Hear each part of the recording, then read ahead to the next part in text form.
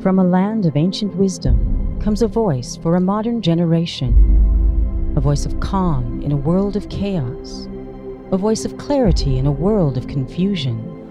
Now she is bringing her unique blend of light-hearted humor and profound spiritual understanding to the US, the Caribbean, and Panama. You don't start walking a marathon the first day.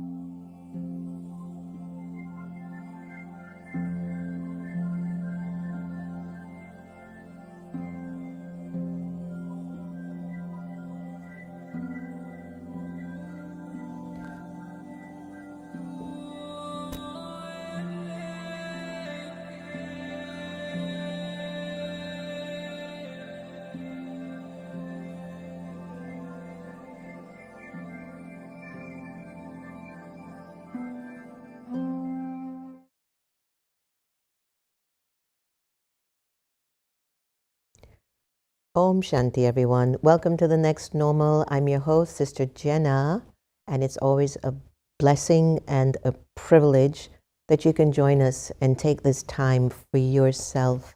You know, nowadays we don't do a lot of self-care, and we tend to be very externally driven instead of internally mindful.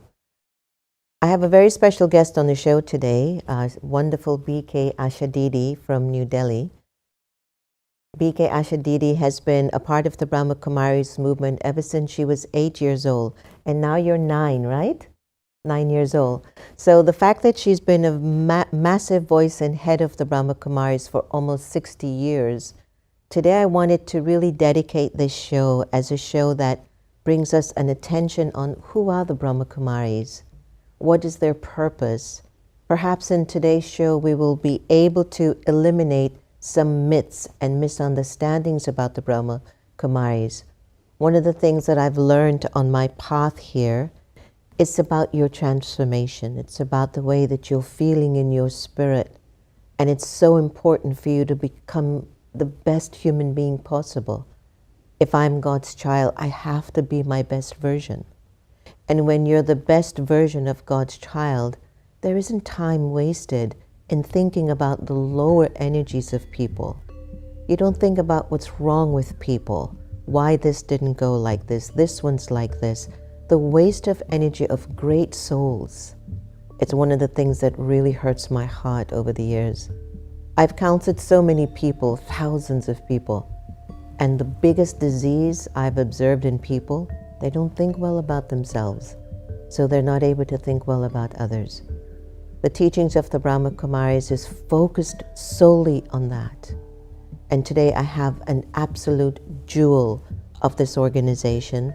And today we're going to really explore some deep concepts of who are the Brahma Kumaris. So Asha Didi, thank you so much for joining us on The Next Normal. I want to get right into it. You were only 8 years old when your family came involved. Were you able to remember what was it that stood out for you at such a young age? Yes, I remember very vividly. I was 8.5.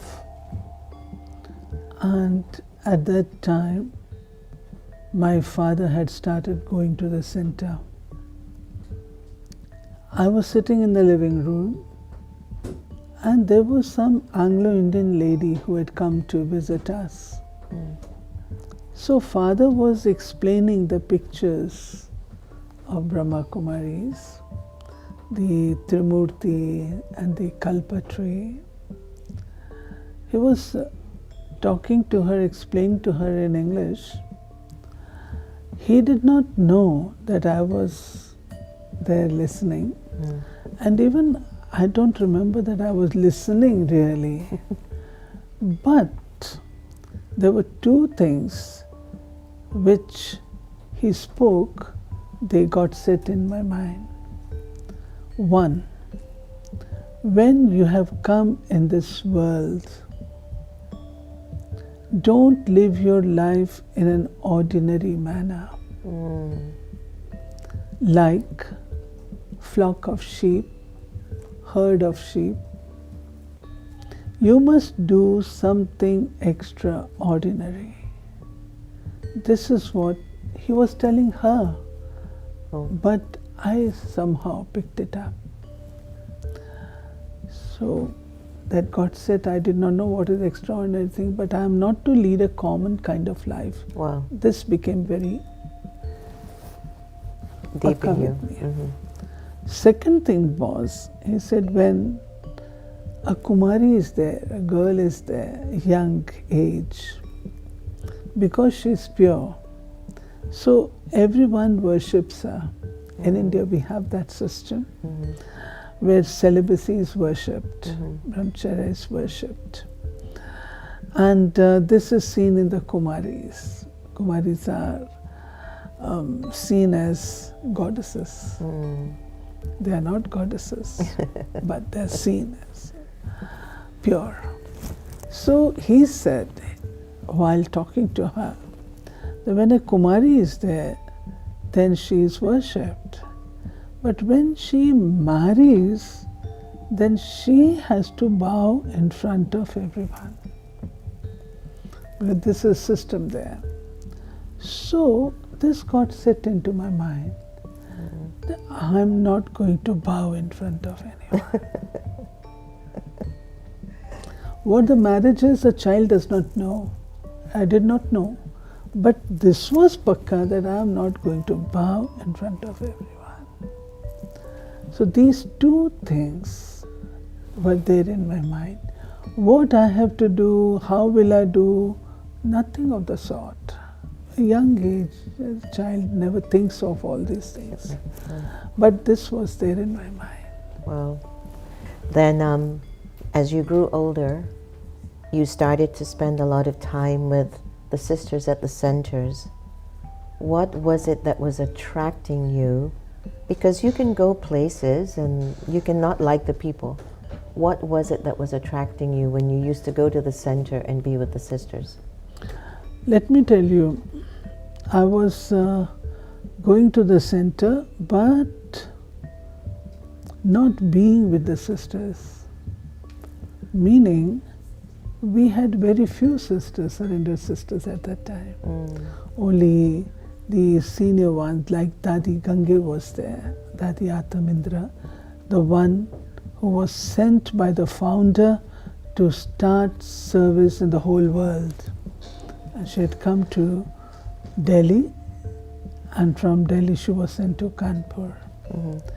So Dadi used to give attention when children came, they must get their study. So I got exposed to Gyan right from the beginning. Wow. Exposed to the philosophy and right from the beginning. Sure. Service, etc. became much later. Company of the senior became much later.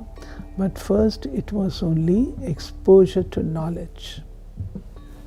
How important is this knowledge? Because the foundation of the Brahma Kumaris' strength is in its teachings and the knowledge that we get daily.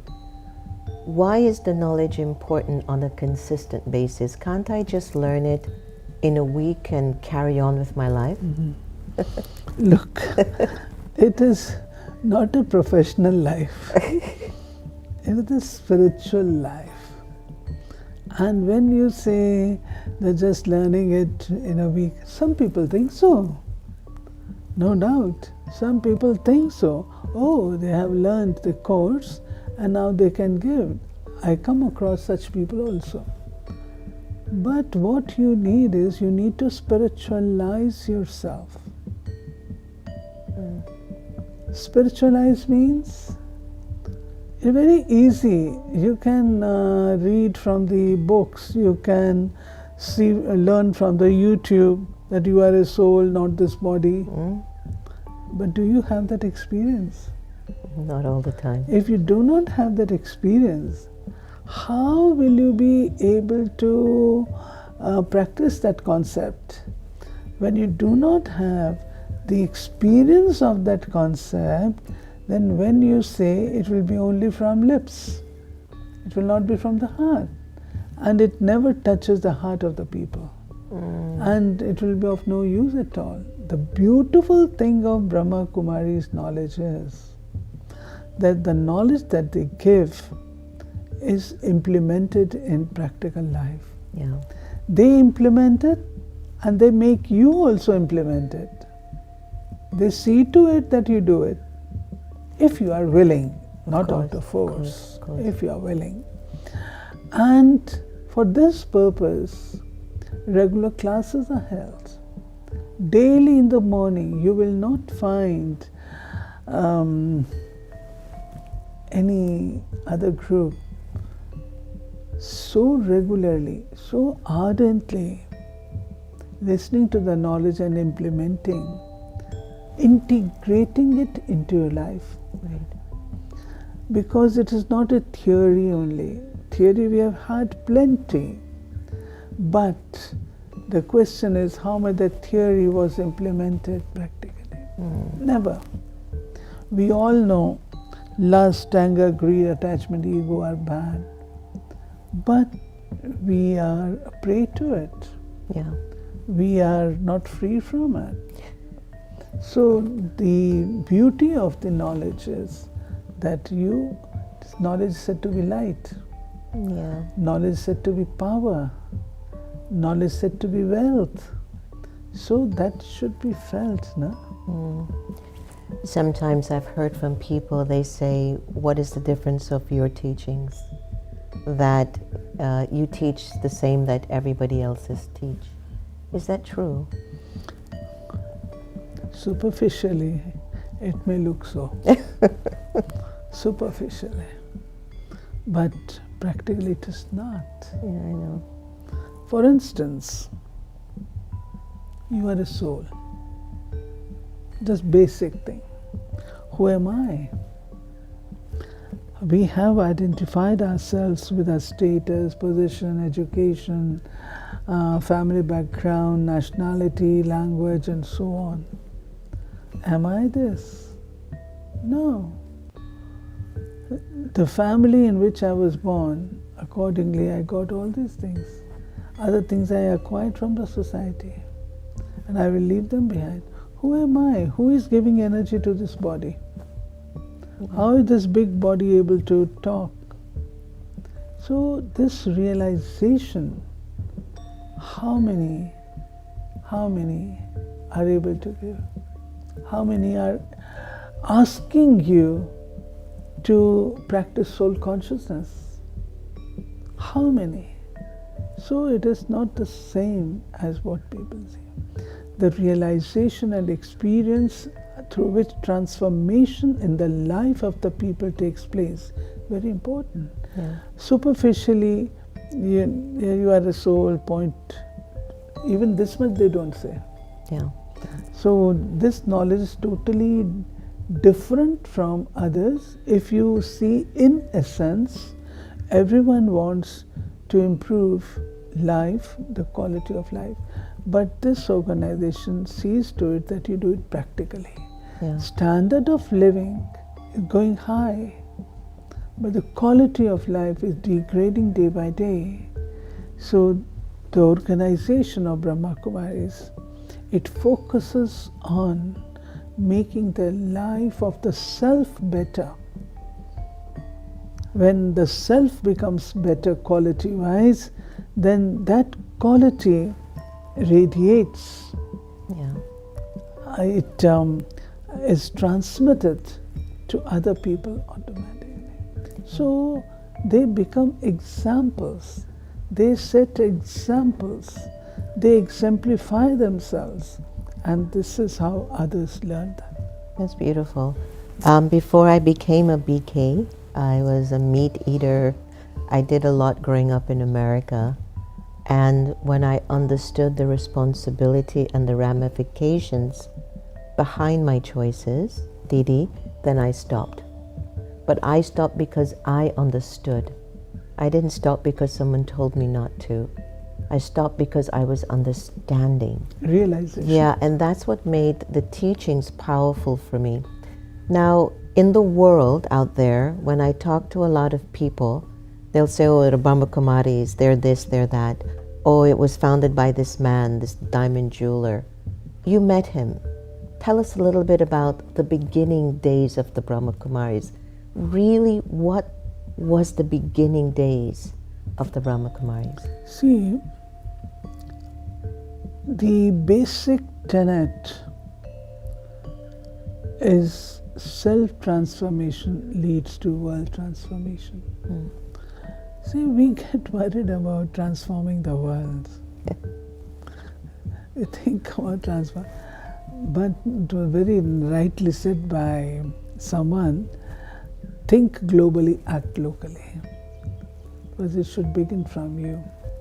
So our founder, and let me tell you, this founder was not an ordinary person. It was a chariot of the Almighty. I will not talk about it now. But it was the work of the Almighty, it is the work of the Almighty. So to create a new world in a way where you do not have all this viciousness, where you do not have all the dirty things of the world, corruption, adulteration, abduction and all. You need to purify the intellect and the life of the people. You need to purify the minds of the people. You need to purify the basic personality of the people. And this cannot be done by a magic wand. Okay, now you become this. Not at all. It can never happen. It has to come from within. Yeah. So right from the beginning, for 14 years, our founder made the inmates, there were 400 of them, made the inmates to have this realization and transform their sanskars, their personality traits. 14 years does not mean that you were just sitting mum like in tapasya. No, because it is karma yogi life. Karma yoga means work is worship. You are working and become worship worthy. So spirituality is not separated from our daily lives. It has to be integrated in our lives. It has to be integrated into our personality. For this purpose, 14 years that were spent, they had intense practice of meditation, and through meditation, the transformation that should take place was seen in their words, in their thinking, in this. So it was integrated in the practical life also. Can I just step in here for a minute? Can you give us an example of an integrated spiritual life with somebody who goes to work, for example? How does somebody who goes out to work integrate spirituality? What does it look like, Didi? In the work life? Yeah, like what does it look like, a person who is spiritual at the workplace? How do they look? See, there the person is not talking of spirituality, but he is showing spirituality. He is expressing spirituality. How? So when you go to work, how do you go? That I am going to earn blessings. I am going to work not only to earn money, but along with that I am going there to earn blessings. Wow, that's different. Earning blessings means being good in behavior with everyone, seeing goodness in everyone, benefiting from everyone, having, even if there is something wrong in relationships nowadays, a big question at the workplace, there are jealousies, competitions, leg pulling, and so many things happen in the workplace. But a spiritual person becomes tolerant. He is tolerant, patient.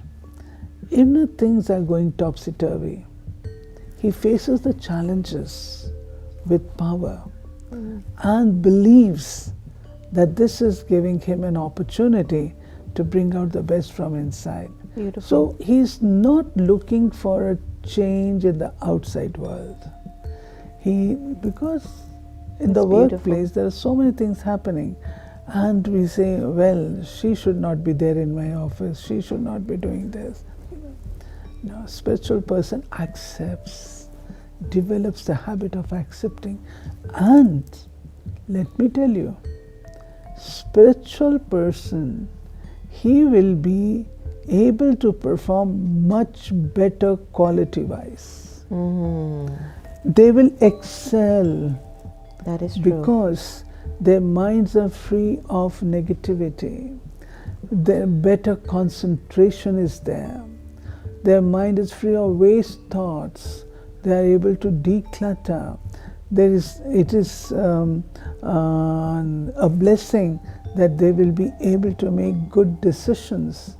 They will be able to assess the situation properly, because they are performing as well as they are detached also. So spirituality helps a lot.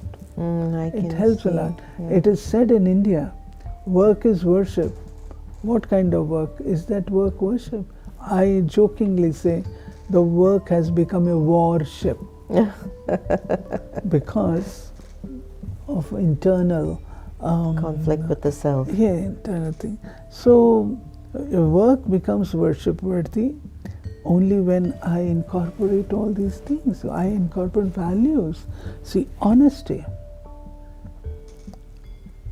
Are we really honest with our work? Am I doing the work that I should be doing in the proper way? Honesty is there. Loveful relationship to keep the atmosphere of the office good. Similarly, am I there to take or am I there to give? A spiritual person believes in giving respect, giving love, giving blessings, giving good wishes. Wow. Even if someone out of, let's say, the mood of the person is not okay, and the person is yelling, person is doing something. So, a spiritual person will not retaliate. A spiritual person will not say, oh, you did this, you did. No. Will understand the psychology of the person and keep himself in a peaceful condition. They do not destabilize themselves. They remain in stability. Every time I talk to you, you say something that lands so deeply in me, because I started to visualize the world of people working together like that. And I've seen within our own communities, the Brahma Kumaris is very active, they're very socially engaging. And it takes a lot of energy to run the centers. There are 9,000 centers now. And I've seen people working together with those values that you spoke about. And what has been the greatest challenge of the Brahma Kumaris teachings and organization in guiding people that way? What has been the greatest challenge in helping people to understand that internal change and development is needed for the world to be better? What's been the change? It's been hard for people to realize that. I tell you, in the beginning, when we started serving the society, we started facing so many challenges. Oh, these women, these small little girls, these women, what will they teach us? What experience do they have? What will they? So this was one big challenge. But slowly, it has been accepted. And now they understand that if spiritual lessons can be given, it is only by sisters. If any can manage things, it is the women. Now they have started accepting. But earlier, we did not. Second challenge was that there were certain new concepts, in terms of principles. And in those things, there was one observing celibacy, second one was observing good food habits, observing certain rules and regulations. So these things, people thought that no one is born up to now to say all these things, and how these people, they've started entering into our personal lives. Sometimes they used to say it is a personal life. And they would not accept it. So I tell you one thing, when you understand something, you understand the intricacy of the subject, you talk to the people and they understand and they transform their lives. Supposing I tell a person, the one who is alcoholic, I speak to the person and say to him, brother, this is due to lack of mental strength that you go around with these things. If you develop your mental power, you will not have the desire to go for alcohol. And if the person accepts this and stop taking alcohol, then it's a big transformation in the life of the person. So people started thinking that these women, these Brahma Kumaris, they are doing some magic and things of the kind. But it is never so. The knowledge is the magic. Understanding is the magic.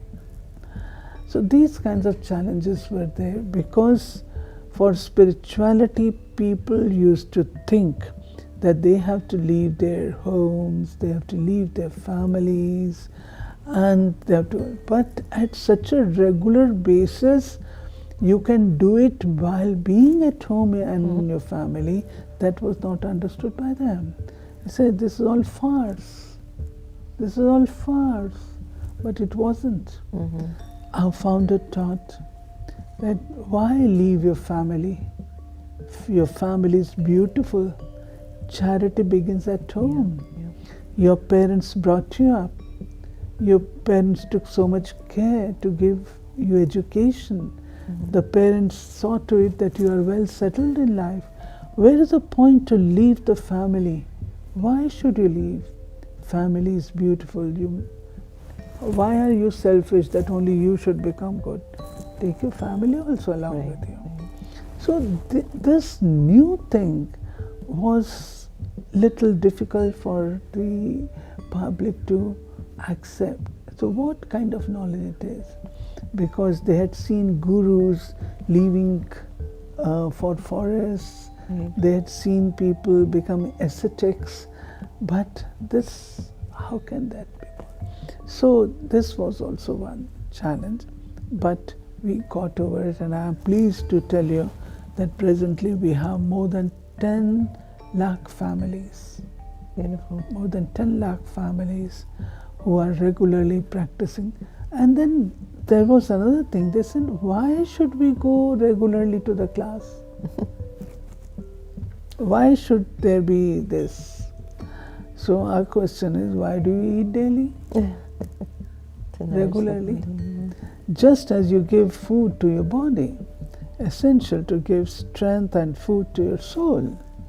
Because you are exposed to such a Kali Yugi world, unaged world, where all different peculiar kinds of things happen, and to face them you need strength. And if you do not recharge yourself, you're not prepared to face it. So you'll be a failure. And if you're a failure, you become disheartened. When you're disheartened, you give up. When you give up, then these things still become deeper with you. Because you become a prey to them. So on regular basis, regularity is a must.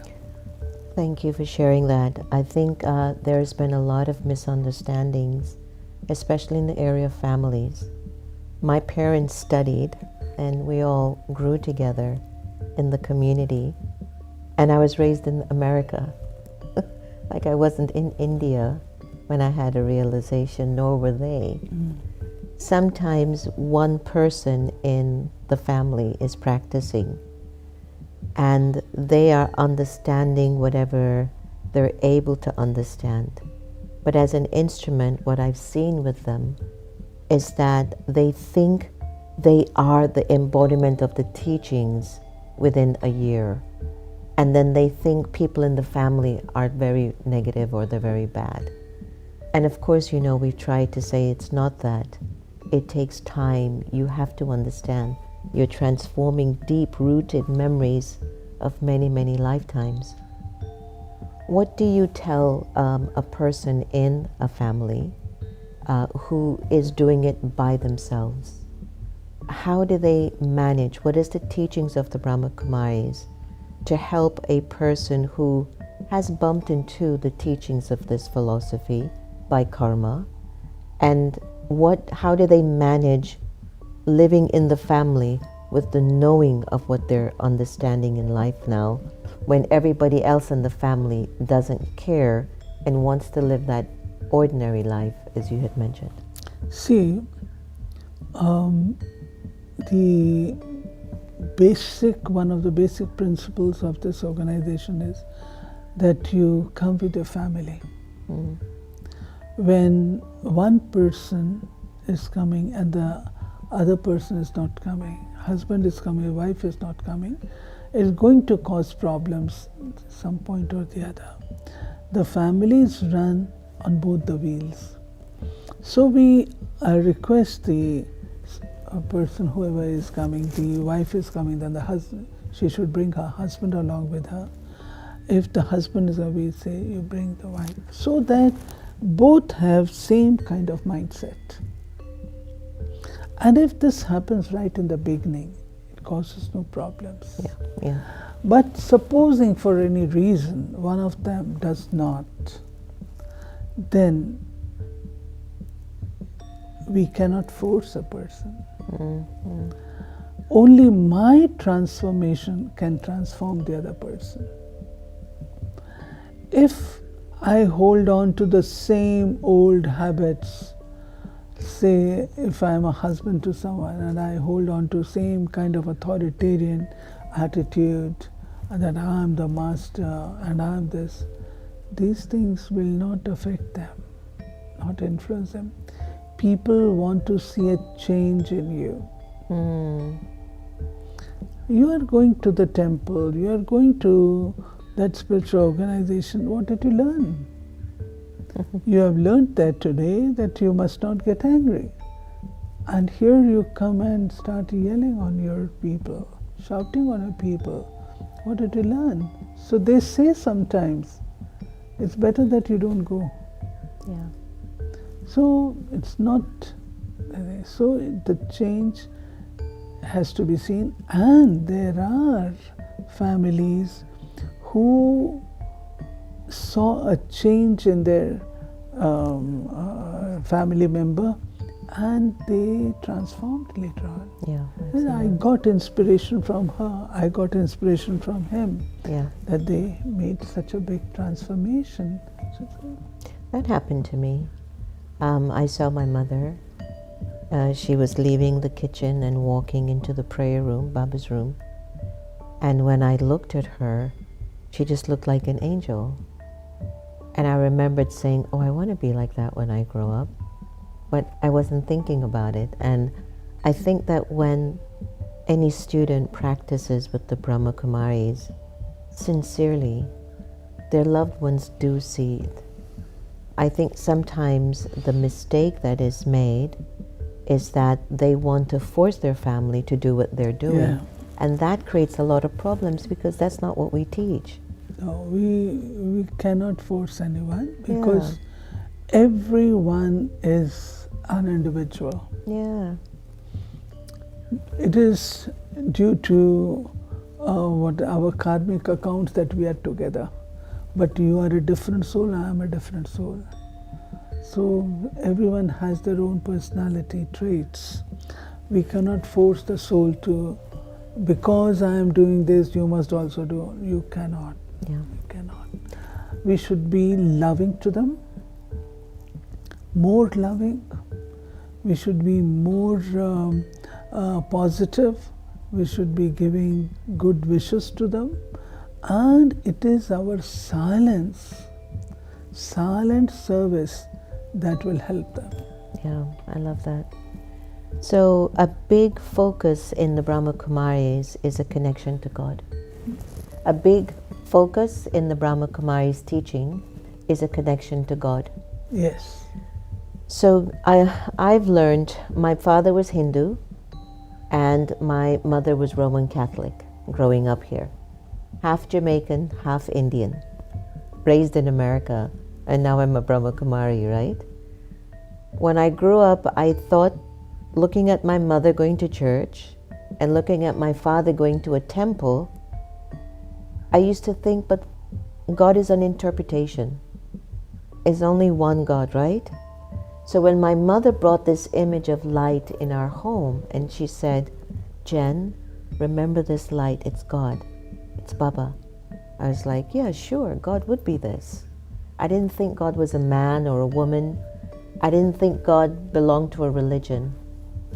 So is there anything different about the way the Brahma Kumaris introduces God to the world? Yes. And how do we connect to this energy? See, mostly God is seen by people as a personality who is watching us and who is keeping a tab of everything, and he will punish us. So people have that concept of fearing God. They fear God.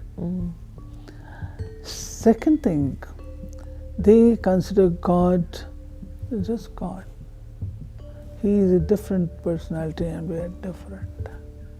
So they keep praying, they keep performing puja, they keep performing all those kinds of things to please God. Let us please God. But Brahma Kumaris said, God is never displeased. God is never fearful, that God should not be feared, not dreaded. He's our Father. This concept of developing deep relationship with God as a father, mother, teacher, companion, friend is very unique to the concept of God to Brahma Kumaris. We have been saying Davata, my father, mother supreme, in Sanskrit, Tvamev Matascha Pita. But do you feel it? He is a father, he is a mother. So remembering him, not only praying that you are like this and I am like that. No. Father says, I want you children also to become like me. So this concept, love-born remembrance, not praying, but remembering him. And it should be love-born. It should be with relationship. These two things are important. Relationship with God, and second, remembering him with love. We remember him. We do not worship him. We do not worship him. We remember him. Just as when you remember your father, you get those feelings. You remember your mother, you get those feelings. Similarly, when we remember God, we keep him in our consciousness. Then those beautiful things that God has, they are also transferred. That simple example. I'm the child of a commissioner of police, let's say. Let's say that my father is commissioner of police. What will be my personality? My father is so and so. He's a human being. He is beyond this. So when my Father is Almighty Authority, I am also Master Almighty Authority. My Father is the ocean of love. I am Master. I am also lover. My Father is the ocean of peace. I am also peaceful. So this kind of deep relationship develops, and when this deep relationship develops, then these qualities are seen in my life.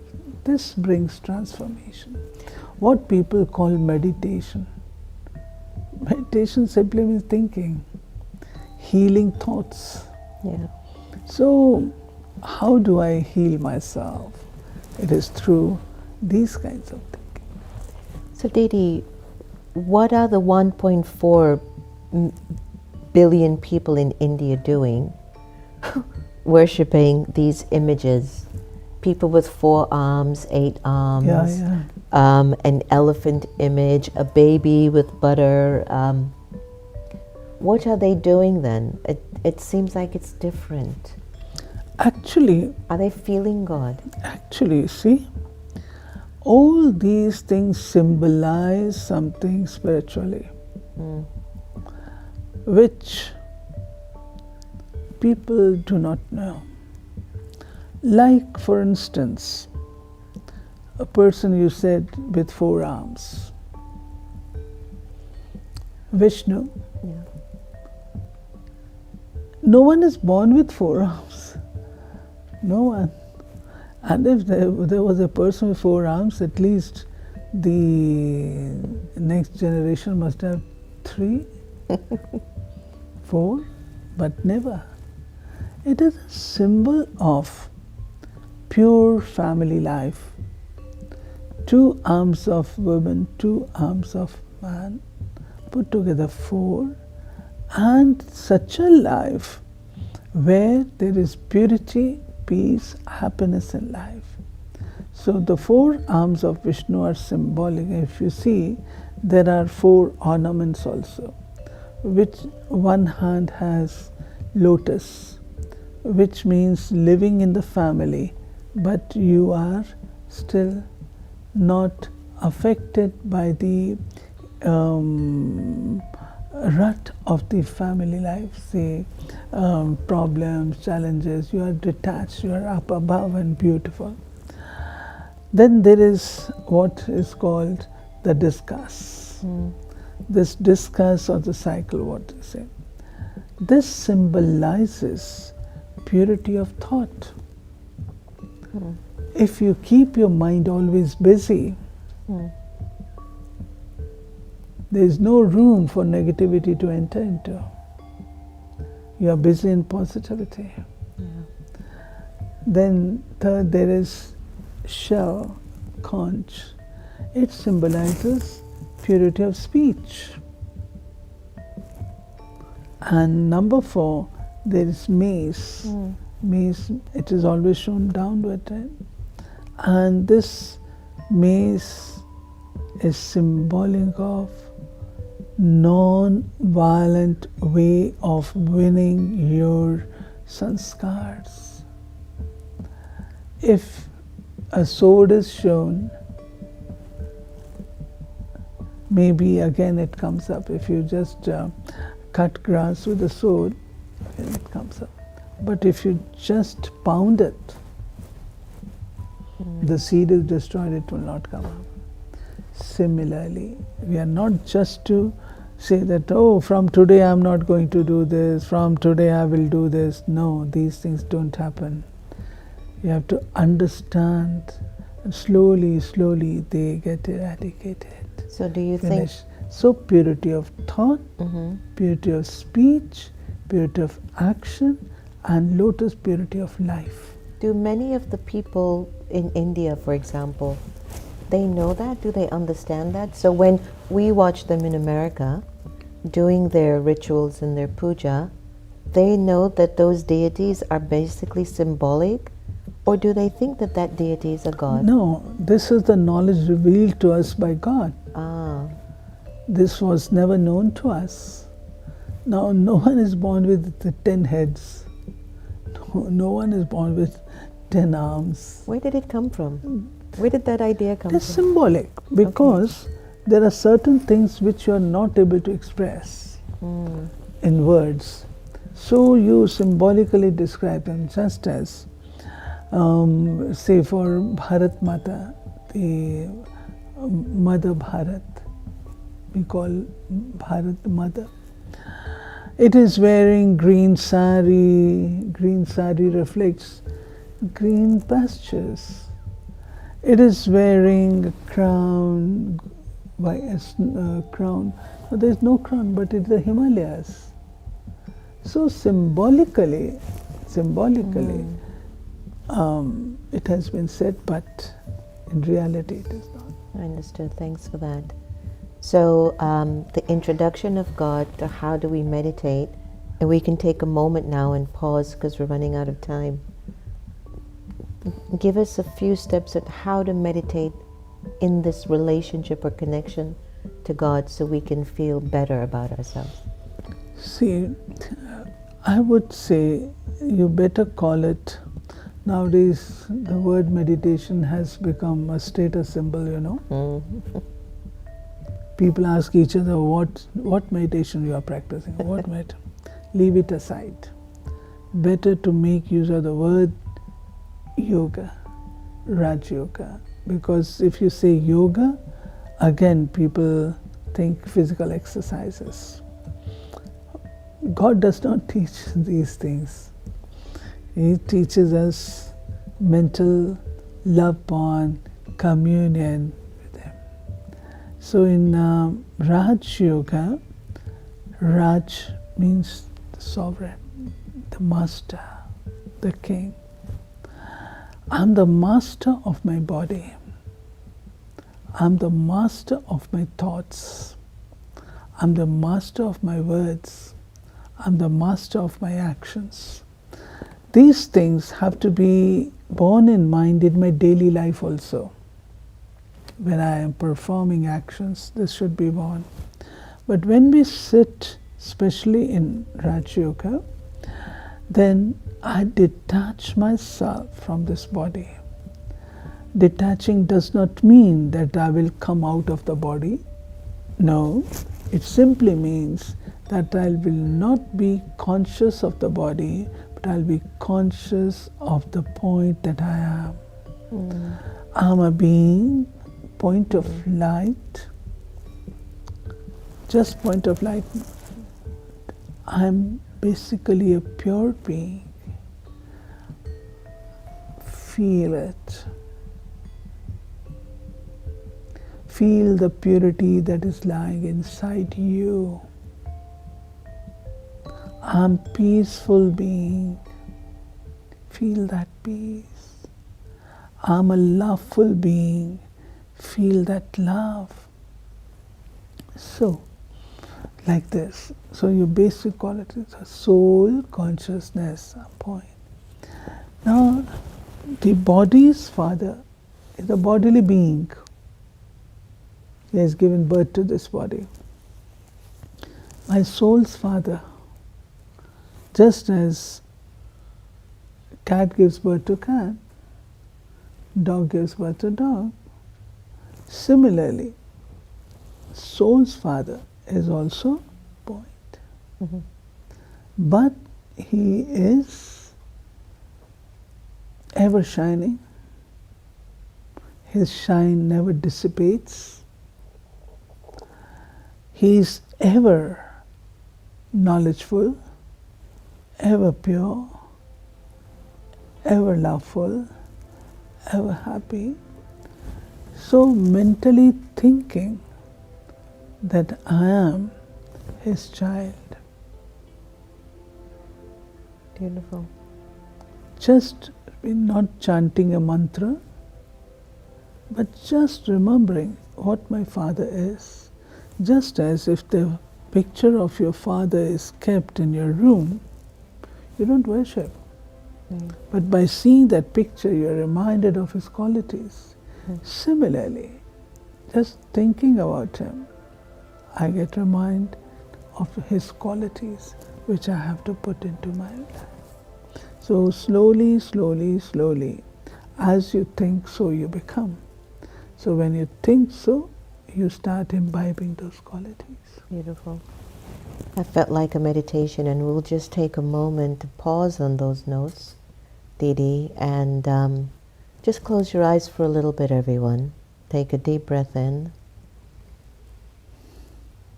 and breathe out. And just think about what Didi just shared in terms of you, the soul, the point behind your eyes, really being a very pure being, loving being, joyful being.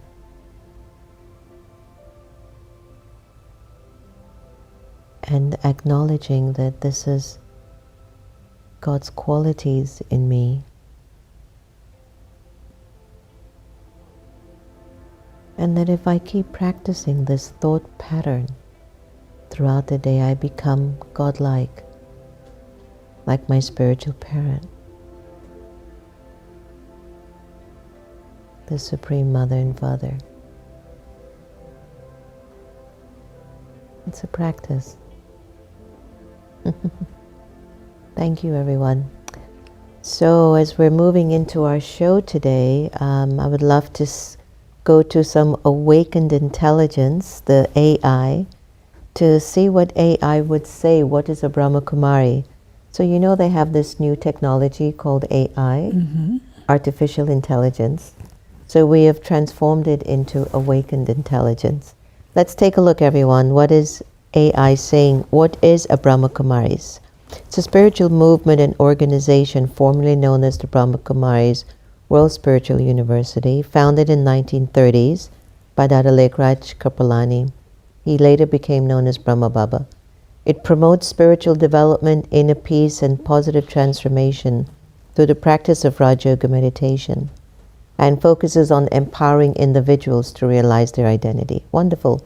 Here are some of the defining features of Brahma Kumaris. 1. Philosophy and beliefs. Soul consciousness. Didi, you spoke about that, soul consciousness. The Brahma Kumaris teaches that the true essence of every individual is the soul, which is eternal and inherently pure. Did you all hear that? Number 2, God is the Supreme Soul. They believe in a Supreme Soul who is incorporeal and represents the source of love, purity, and wisdom. Raja Yoga meditation, the primary spiritual practice, is a form of meditation where practitioners focus their attention on the Supreme Soul and experience their true identity. Didi, you spoke about that the more we connect soul to soul, we can really recognize who we are. Now, it is an organization that empowers women, and it's notable for being led primarily by women. That's why it's called the Brahma Kumari, daughters of Brahma. Number 3, moral and ethical living follows a disciplined life that emphasizes purity, truthfulness, and non-violence. Members are often vegetarian, practice celibacy, and avoid substance like alcohol, smoking. Purity in thought, word, and action is the key to their spiritual practice. Global presence. There's a presence of centers in over 110 countries. They work closely with the United Nations on various social and spiritual programs. Vision of a new age, which is why I'm here. It teaches that we're currently in a confluence age, a transitional period between the end of an iron age to the beginning of a golden age. Believes that through spiritual transformation, individuals can help bring about a new age. Educational focus focuses on self-development, stress management, spiritual knowledge, and ethical living. In summary, it teaches the practice of Raj Yoga, emphasizing on soul consciousness, ethical living, and global service. Beautiful. So here we are at this particular juncture of our journey. We're sitting here at the next normal, and we're enjoying what it means to be a Brahma Kumaris. And many of you know my beautiful Sister Gita, my mom that passed away. We have this Sister Gita effect. So now we will take a pause and focus on the Sister Gita effect.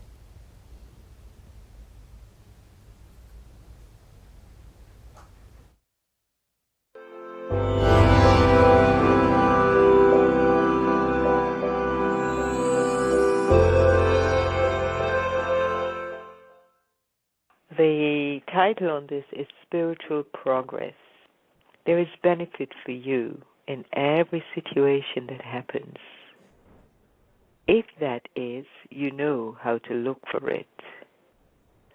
The idea behind steady spiritual progress is to see every circumstance and situation, particularly those that challenge you, as a tailor-made lesson in your personal plan for self-development. For example, in a situation where hurtful or angry words were exchanged, why not see it as a chance either to perceive things about your own character which need changing, or to rehearse some virtue or quality that you need to put into practice more often? Actually, we should be grateful for the opportunity to evaluate ourselves. I like that. Sister Jenna says that all the time. Oh, this gives me a chance to evaluate what's inside of me tucking away, and she addresses it very happily. So actually, we should be grateful for the opportunity to evaluate ourselves. In this way, you can transform anything into a constructive lesson. Never think that you've learned enough and now you can stop. Well, here we are, the stop to spiritual progress. Never think that you've learned enough and now you can stop. You should love it when people try to correct you or to give you advice. You should love it when people try to correct you or give you advice. It keeps you alert and gives you plenty of opportunity to put your truth into practice. It's a sign of great danger to be unable to accept criticism and instead use your understanding to criticize others. Realize deeply the significance of every moment, and your spiritual progress will be assured. This was entitled Spiritual Progress. Are you ready for it? I'll hand this over back to Sister Jenna. Have a grand day.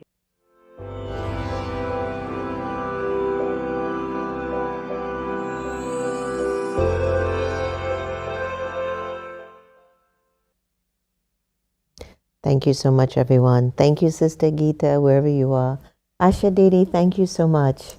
I was going online here. Everybody out there, thank you. I'm so glad you enjoyed today's segment. It was very special for me. And actually, there's a lot more I wanted to ask Didi, but I ran out of time. I wanted to ask Didi, how do you become a Brahma Kumari? I mean, just in closing, how does one become a Brahma Kumari? There's a process. Please tell quickly. No, it will take time. It'll take time. It'll take time. Sometime like. Okay, all right. So what I do know, though, to become a Brahma Kumari, just have this deep feeling, I have the capacity to be better. That's how I feel very deeply. Thank you so much, Didi, for your time and energy. Everyone out there, Raj, NP, Shilpa, Christina, Tamil, Namesh Bhai, thank you, Aunt Senshin. Good morning, Wendy Cummins, Kailash Ben, Dr. Christine, Om Shanti, Jenna, Nasira, Assalamu Alaikum. Thank you for joining us. Jackie, woohoo, how are you? So it's interesting, right? This was a really interesting idea of who we are. So I'm so glad that so many of you found clarity on this, and we should do a part 2. So hopefully let's see how we can do that. Now remember, it's time for us to love more. So in order for us to love each other much more, please just practice loving everybody the same, and your attachments will decrease. Thanks so much for joining us. Take care of yourselves. See you soon.